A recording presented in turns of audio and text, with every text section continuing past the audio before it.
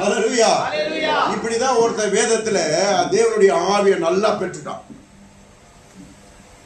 நல்லா தேவனுடைய ஆவி அவன் மேல இருக்குது.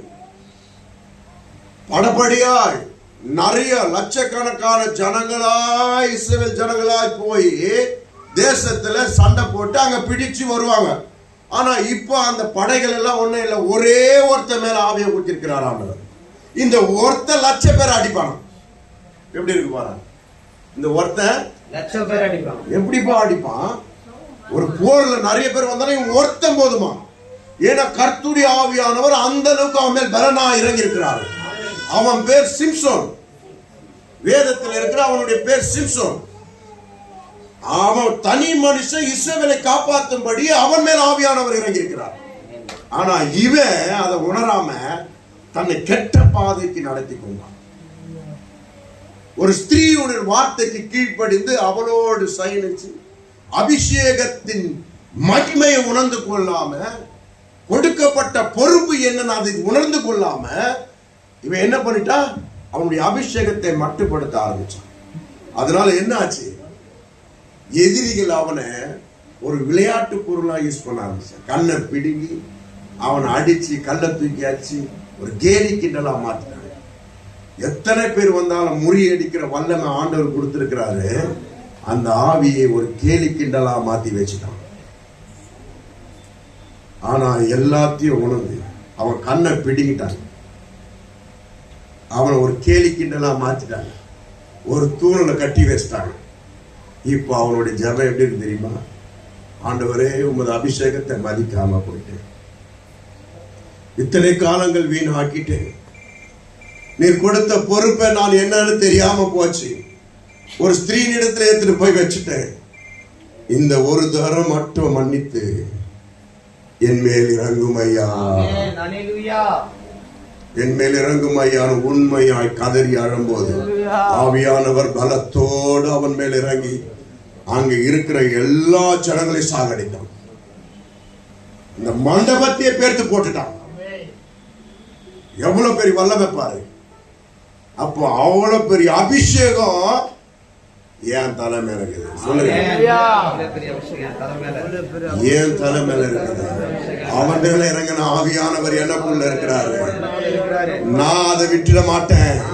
சிம்சனை போல அசதியா இருந்துட மாட்டேன். எங்கேயும் அடமான வச்சிட மாட்டேன்.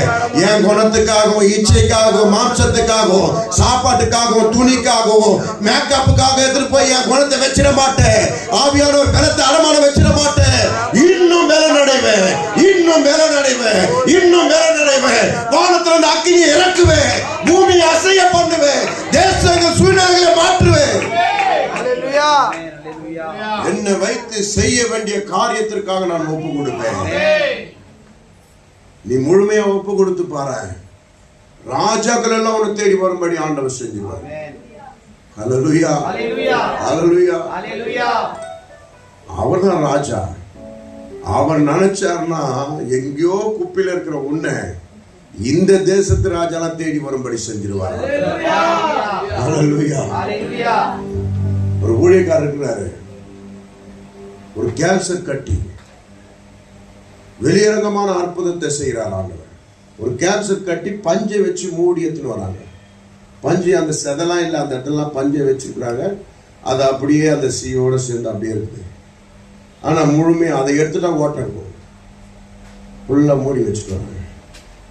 பார்த்துட்டு கை இப்படி நீட்டி ஜெபிக்கிறார். அந்த பஞ்செல்லாம் சதையாய் மாறிச்சு. கிட்ட ஒண்ணு அப்படியே நடக்கிற அற்புதம். ஏன் அவரால் செய்ய முடியாதா? செய்ய முடியும். அதுக்கு தேவையான பாத்திரம் நான் இல்லை. அதுதான் முக்கியம்.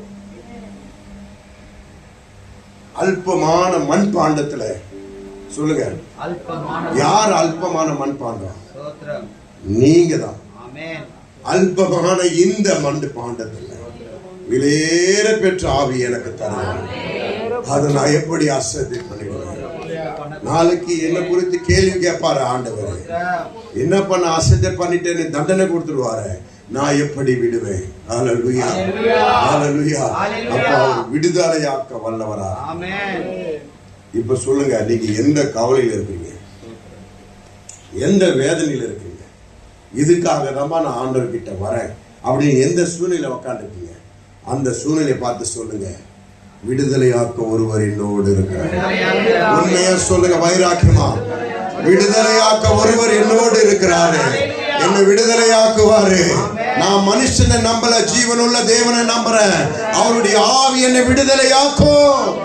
நீங்க உறுதியா சொல்லும் போது அந்த காரியத்திலிருந்து உங்களுக்கு விடுதலை தருவார் ஆண்டவர்.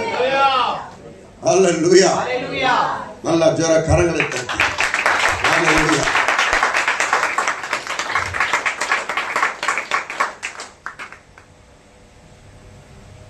நிலைநிறுத்துகிற தேவன், அல்லேலூயா, நித்திய ஜீவனுக்கு வழி நடத்துகிற தேவன்.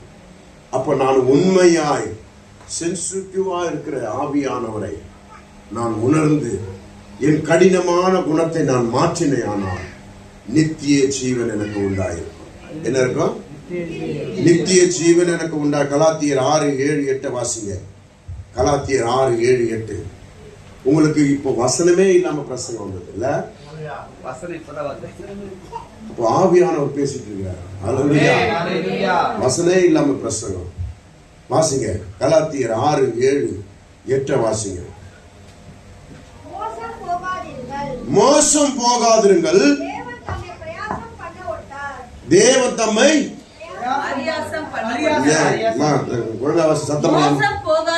மோசம் போகாதிருங்கள், தேவன் தம்மை பரியாசம் பண்ண விட்டார். மனுஷன் எதை விதைக்கிறானோ அதையே அறுப்பான். எதை விதைக்கிறானோ